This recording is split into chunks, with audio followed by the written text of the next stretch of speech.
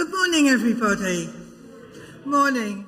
And good morning to everybody who's listening to us online. Today we've got the second part, the sequel, of Adam's series, which is called Discipleship. And today is the nature of discipleship. And I'd just like to say what lovely flowers we have. And they have been given to us by Derek's family in memory of his daughter. They're glorious. Anyhow, on to our service. Thank you.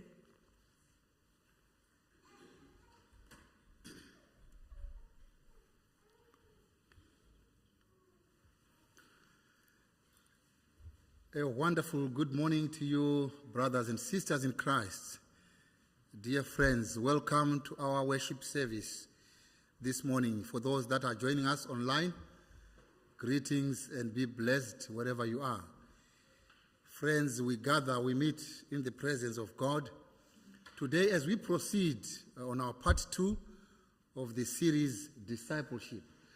So last Sunday, we explored on the call to discipleship. So part 1 was on the calling, how Jesus calls, how Jesus invites us to be part of his team, to be co-workers with him, to be collaborators with him in his ministry. So part 1 was the calling, how Jesus, invites us. So that's what we saw last Sunday. So today, part 2, it is the nature of discipleship. So what is expected? I think the next question is, after you give yourself to follow as a disciple, the next thing is, so what is there in it? What is there in it? So that's what we want to explore today on the nature of discipleship. What is there to expect in discipleship? So I welcome you all. I pray that may God fill us with his spirit. May we be here to open our hearts, to open our minds, and be obedient to the Spirit, as the Spirit speaks to us this morning. So let's just take a moment of quiet, be still in the presence of the Lord, and know that God is God. So we are still before him. Immortal, invisible, God only wise is our first hymn. We sing to the glory of God.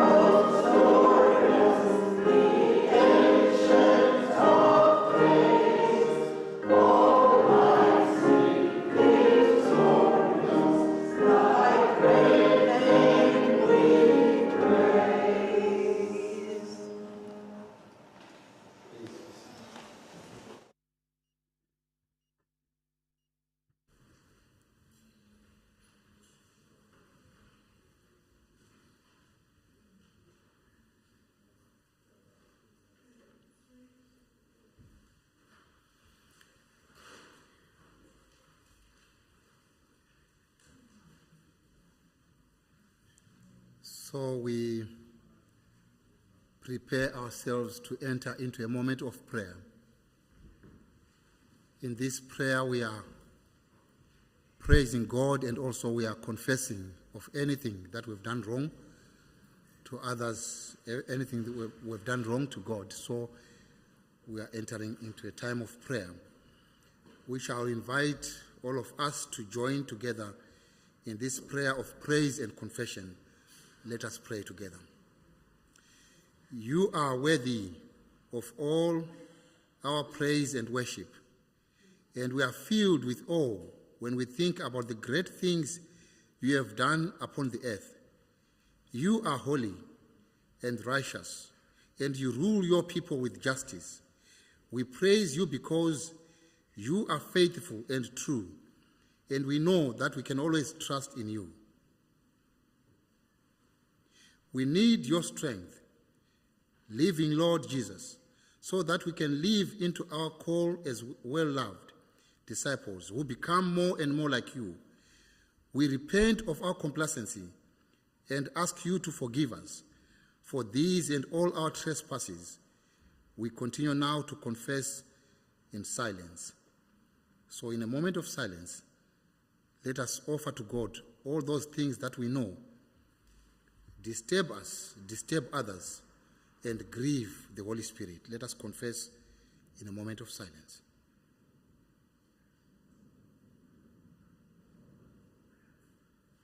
So we confess in honesty, in sincerity, assured of your forgiveness.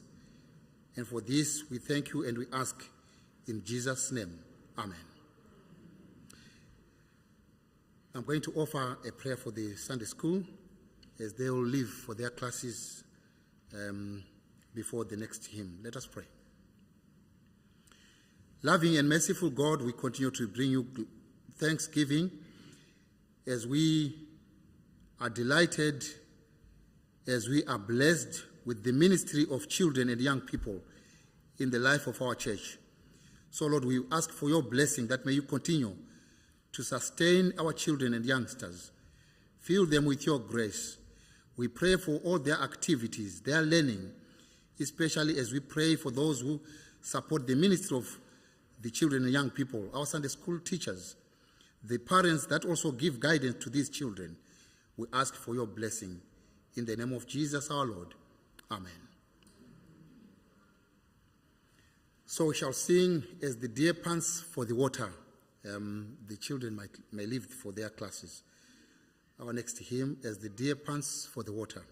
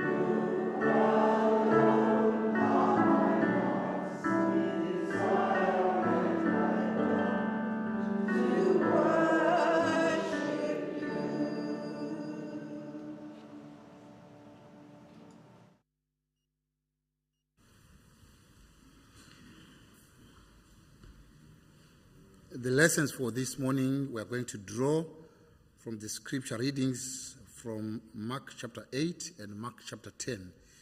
I shall invite the first readers, please, to take us through the first reading.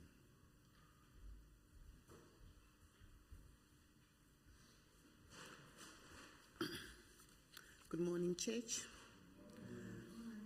Our first reading comes from Mark chapter 8, from verses 31 to 38.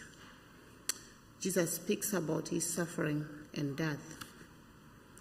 Jesus began to teach his disciples. The Son of Man must suffer much and be rejected by the elders, the chief priests and the teachers of the law. He will be put to death, but 3 days later he will rise to life.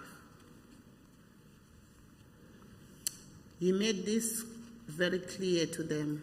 So Peter took him aside and began to rebuke him. But Jesus turned around, looked at his disciples, and rebuked Peter. Get away from me, Satan. Your thoughts don't come from God, but from man. Then Jesus called the crowd and his disciples to him.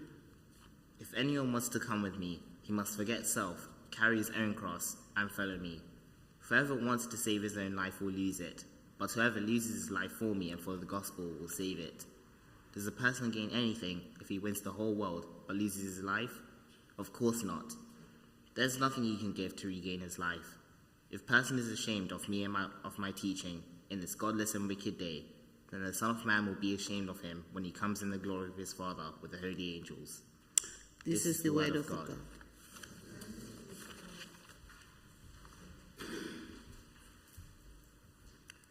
Good morning, church. I'm reading from Mark chapter 10, verses 35 to 40, and it's from the New International Version. The request of James and John. Then James and John, the sons of Zebedee, came to him. "Teacher," they said, "we want you to do for us whatever we ask."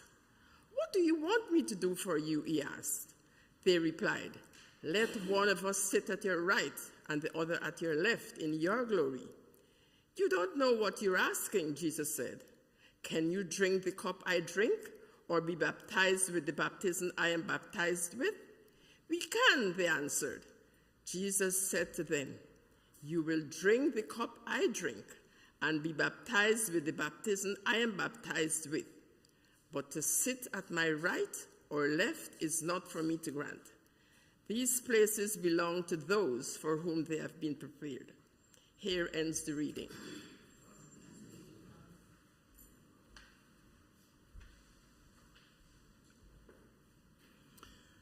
Thanks no matter Craig and to Gloria for the readings.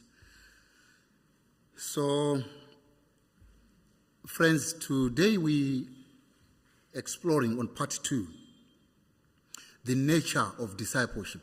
So I said earlier, what is there in it? Because it begins with the following. But when one follows, obviously you want to be assured of what is there in it. What do I get? What would be the experience? What would be the life of a disciple? Let's join in the next hymn, Blessed Assurance, as we sing to the glory of God.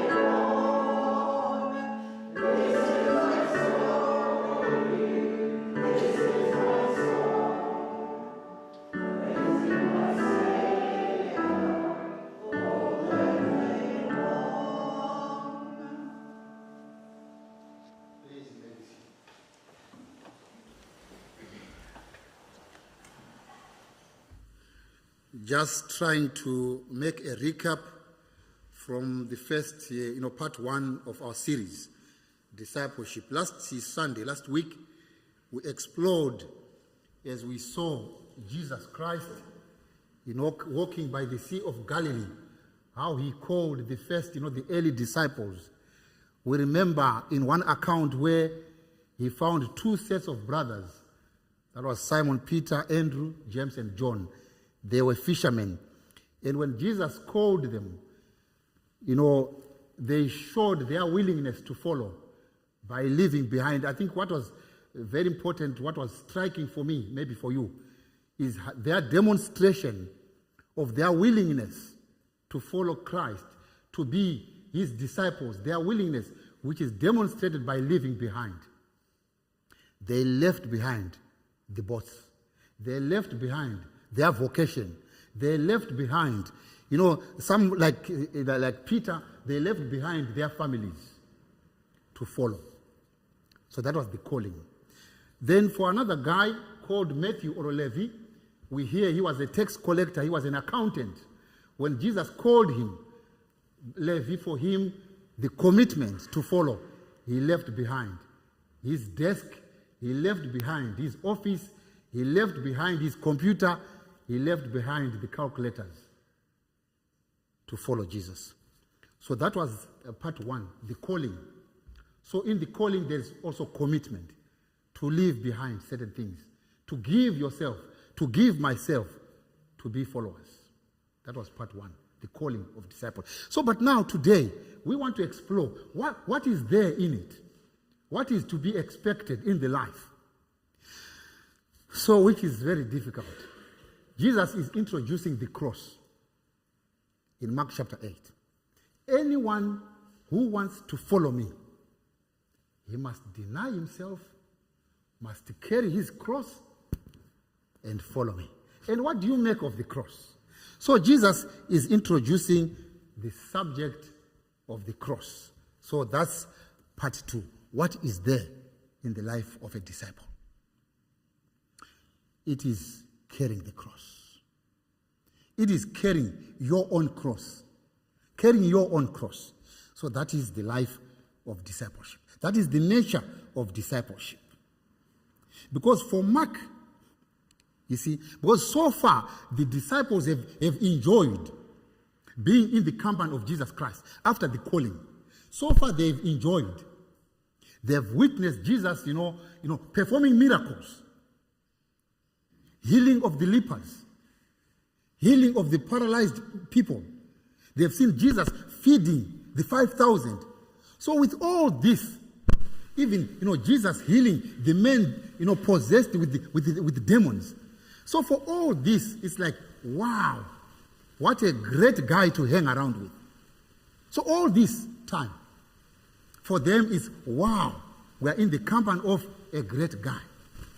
But now, Jesus is shifting the focus of the disciples from all the, the enjoyment, from all the excitement. Oh, we are with him, we walk with him, we travel with him. On all that excitement, Jesus is shifting the focus. To say, but in all this life, this life of being my followers, the other commitment is to be prepared to die. So the call to discipleship also is a call to suffer. It is a call to die. And once I say that, I know we are all beginning to shiver, to say, no, I didn't come to Bell Road Methodist Church for this. I did not sign to be a member in this church for this, to die. No, I'm not calling for anyone to die. It is a metaphor. It is a life of sacrifice. To be a disciple, to be a follower of Christ, is a life of commitment, is a life of sacrifice, is a life of giving yourself to others and for others. Remember, as I said, we are exploring on, we want to understand, the discipleship according to Mark. Specifically, I've chosen Mark because all this we are reading from the book of Mark. So for Mark, discipleship is about suffering, is about persecution, being prepared to be persecuted. according to Mark. His style of discipleship is about suffering. In the Jewish tradition, a rabbi's followers, known as Talmidim in Hebrew, that's Hebrew, Talmidim. The followers or disciples in Hebrew, they would be called Talmidim. So, for these Talmidims, the followers of a rabbi, they had to demonstrate this commitment, 3 or 4 commitments. They would go everywhere where the rabbi went. They went everywhere with him. That's the rabbi. They followed him everywhere so that they could mimic what he did. They didn't just want to know what he knew. They wanted to do what he did. They lived with him and they lived as he did. That's the Jewish tradition. Because we know in the Jewish tradition where these rabbis, okay, there would be, the class of priests, the rabbis. But for the rabbi, his followers, they would commit to follow him everywhere, to live wherever he lived, to do what he did. So it's like mimicking or imitating. That's the commitment. So for us, when Jesus calls us to be his disciples, when we commit to follow him, to say, we will follow you. Wherever you go, we will go. Wherever you send us, we will go. So that is a commitment. To go wherever he goes. To imitate him. Friends, for me, to imitate, do you understand, how imitating, works? To imitate someone. So to imitate him, because Jesus calls us to be like him, to imitate him. For me, it's striking. It's very important for me to imitate. Jesus loved people. Yeah? Jesus loved people. So by imitating him, we should also, what do we do? Love others. Jesus loved. So if we commit to say, Christ, wherever you go, we will go. Whatever you do, we will do. So for me, that is discipleship. It is to imitate Christ. It is not just knowing Bible verses. It is not just knowing the scriptures, Genesis to Revelation. But there are people who know the Bible from in to out, A to Z. But it's one thing. To imitate Christ is to follow what he does. Hallelujah. Hello, sister.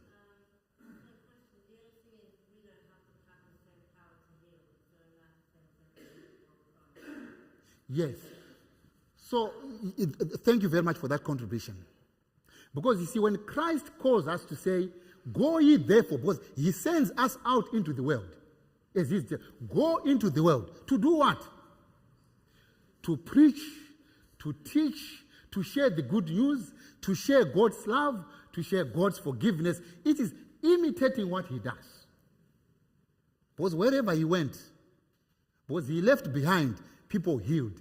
He left behind people encouraged. He left behind people, raised the dead. They were raised. Lazarus, the story of Lazarus. So by imitating, I'm asking, it's a question for us. How do we imitate Christ? Do we love others? Do we show forgiveness to others? Well, that's what Christ did. Because if we can learn the example of these rabbis and their followers, the followers of the rabbis, they imitated. They mimicked what their master did. So I asked the nature of what is there in it? What is there for us to expect? It is a life of being with Christ and doing what he does. Amen. Yes. I love in John chapter 15 where he says, abide in me. Abide in me. That is the instruction for discipleship. It is just abiding in him. Being with him.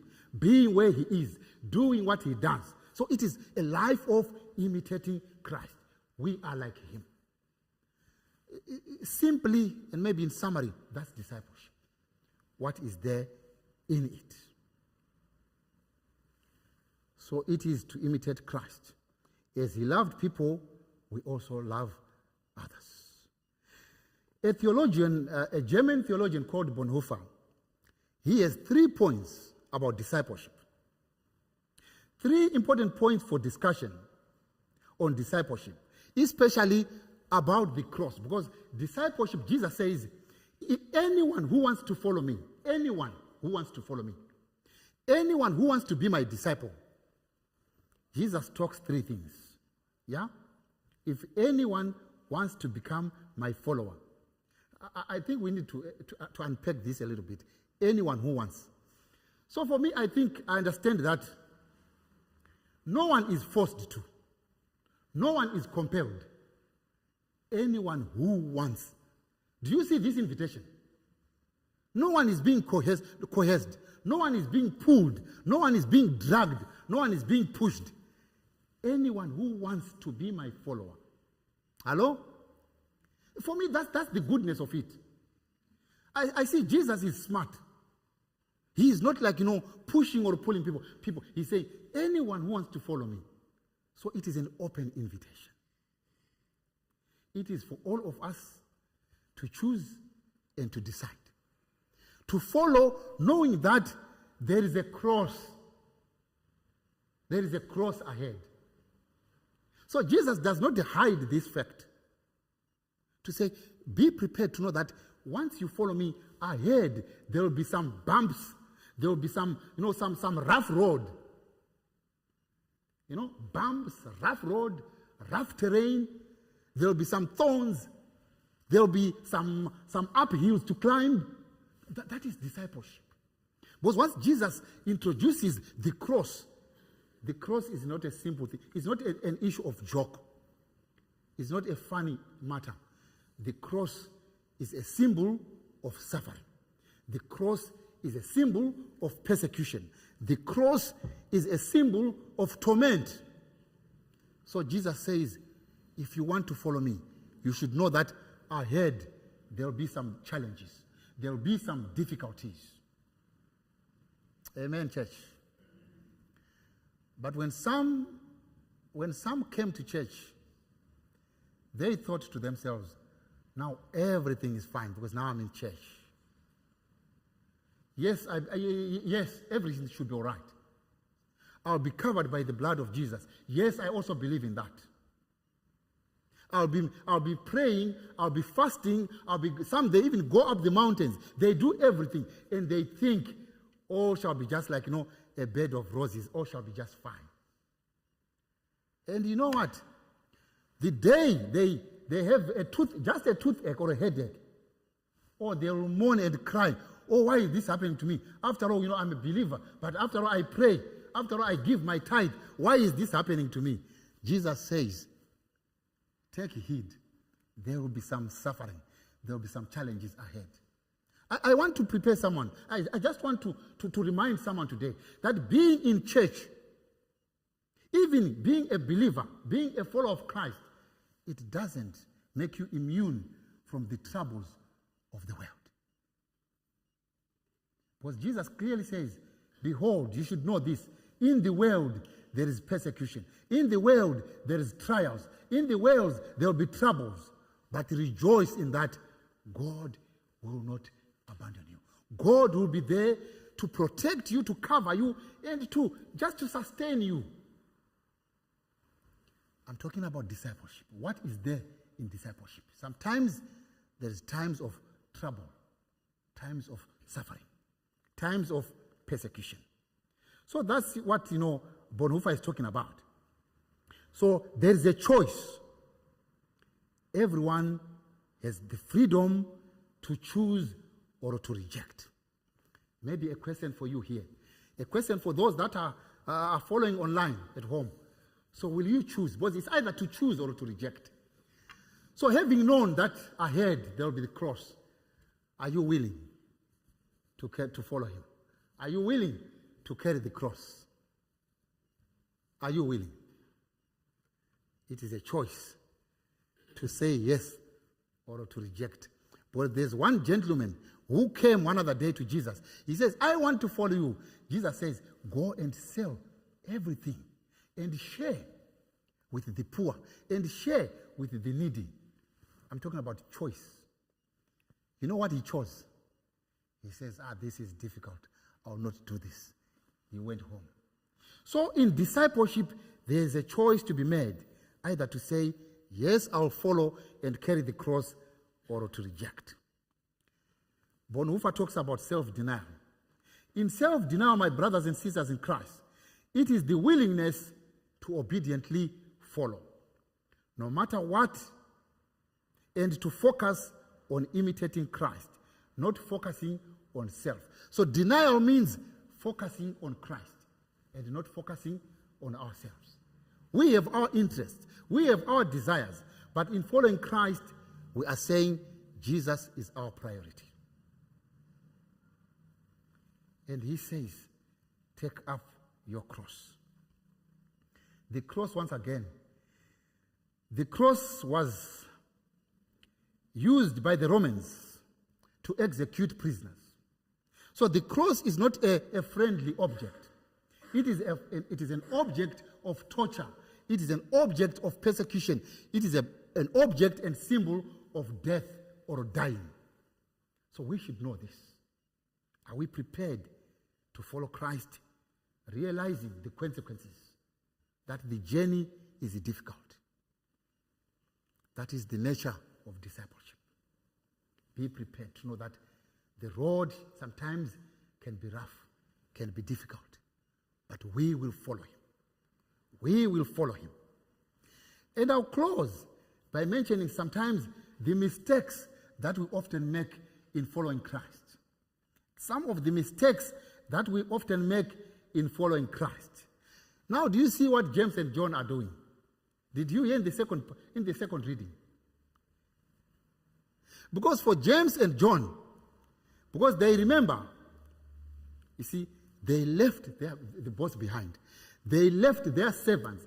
They left their profession. Now they're saying to Jesus, but come on, after all that we left, are you going to promote us? See, they're thinking of power and prestige and status. James and John, they're asking to Jesus, please, can you give them? They want favor. Now they want favor. Can you make one brother sit on your right and the other brother sit on your left? Some of the mistakes that we often make when we are in church. So what shall I get? Promotions. It's about power, about status, about self-glory. Friends, that's not part of the kingdom. In the kingdom, we are called to be humble. It's about humility. It's about being servants. Even if it means to be the ordinary person in the church, I would rather be the ordinary than to cry for status and glory. James and John, they are saying, so remember Jesus, when you called us, we were CEOs. We were directors. You know, sometimes we come with those backgrounds. Oh, I was once this. I was once a director in the company. I was once that. When they come to church, sometimes church, some people come in church with motives, the wrong motives. So what shall I get? What shall I gain? It's not about your gain. Self-denial. Jesus says you should deny yourself. It's about humility. To carry the cross and follow him. And be prepared to suffer. But in conclusion, despite all the suffering with the cross, the persecution, the troubles, the challenges, friends, beyond our suffering, beyond persecution, beyond our shame, beyond all the hate, beyond the cross, there is hope for resurrection. Amen. There is a hope for resurrection. That's our belief. That's our faith. Only if you willingly take up your cross, may you be called his disciple. And the reward is worth the price. Jesus says, For whoever wants to save his life will lose it. But whoever loses his life for me, carrying that cross, he or she will find it. And those who endure rejection from other people, those who endure suffering and the challenges of this world, they will be welcomed by the Son of Man in heavenly glory. So friends, as we conclude this series of discipleship, it is my prayer, it is my word of encouragement that let us not be discouraged. Sometimes we have to go through trials and tribulations and the hardships and the rough times in life. But let us be assured of the hope of resurrection after all these troubling times. And may God bless you. Amen. We are going to make our response to this calling to discipleship, to this reminder that discipleship also can sometimes bring challenges in our lives as we commit to follow him. So we shall make our commitment in this response. So you read, please, the bold type. God of love, source of mercy and compassion.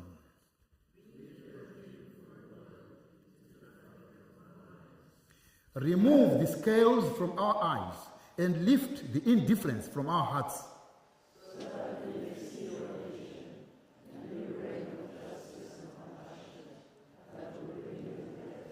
Transform our lives so that we may accomplish your purpose.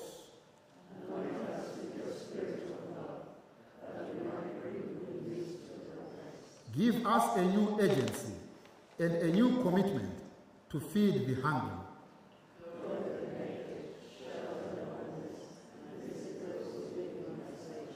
Empower us to respond to the call of Jesus, to deny ourselves.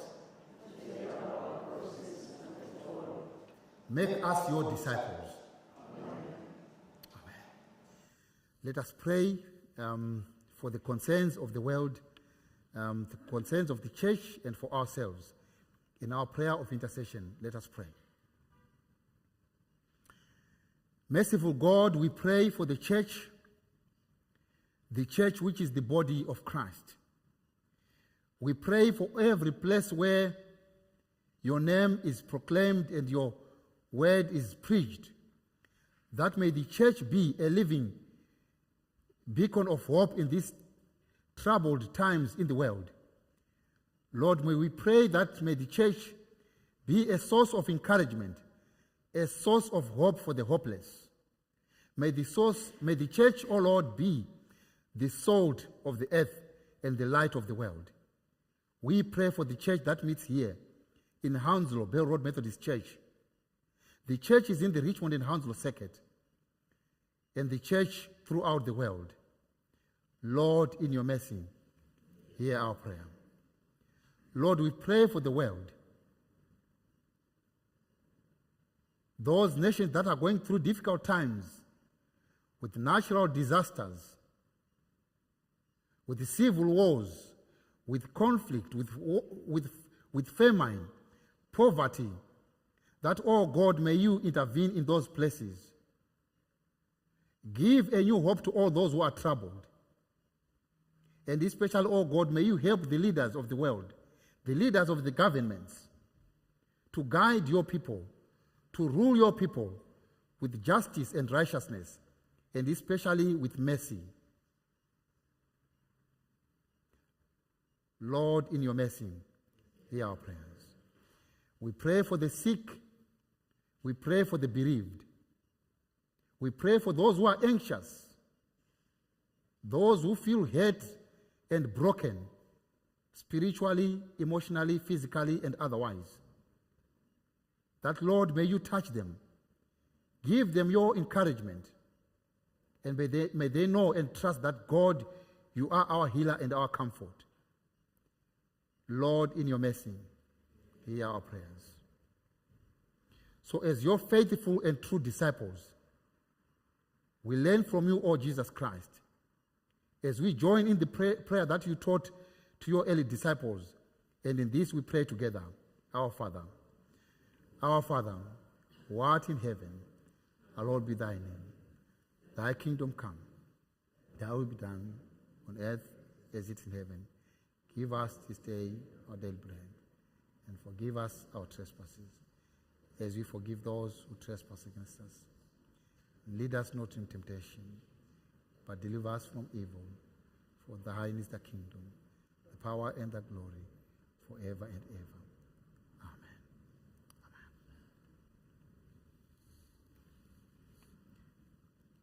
So we sing our next hymn, Just as I Am, Just as I Am. Sorry, are you going to make notices now? No, we shall have this song now. Then we share the blessing before the online congregation leave us. So at the moment, whilst we still have our online congregation, we continue to sing together, Just as I Am. Please, let me also remind to say, Jesus is calling us to be his disciples. So it doesn't matter where you are coming from, what you have done. It's just as I am. I am coming to follow Christ as his disciples. So that's our next hymn. We sing to the glory of God, Just as I Am.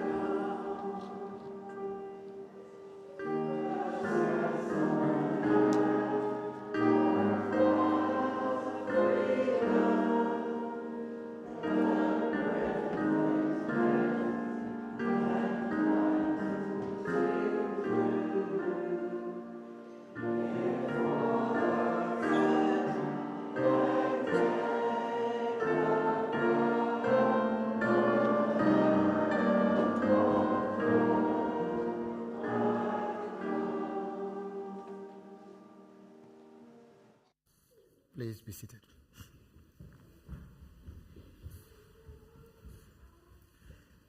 It has been a pleasure and a blessing to, worship together this day as we conclude our part 2 of our discipleship series, especially for our congregation online.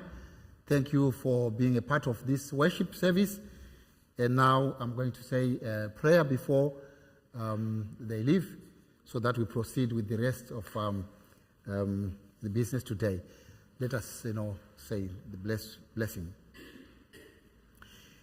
May the blessing of God, the Father, the Son, and the Holy Spirit fill our hearts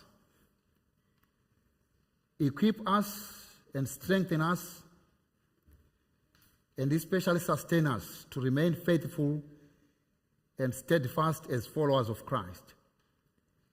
In times of difficulty, of challenges, of tribulation, may we continue to be reminded of our calling and our commitment to be faithful and true disciples. So now, as we conclude this act of worship, Lord, we go assured that you are always there with us. As long as we abide in you, we are your true and faithful disciples. We ask for your blessing now and forever. Amen.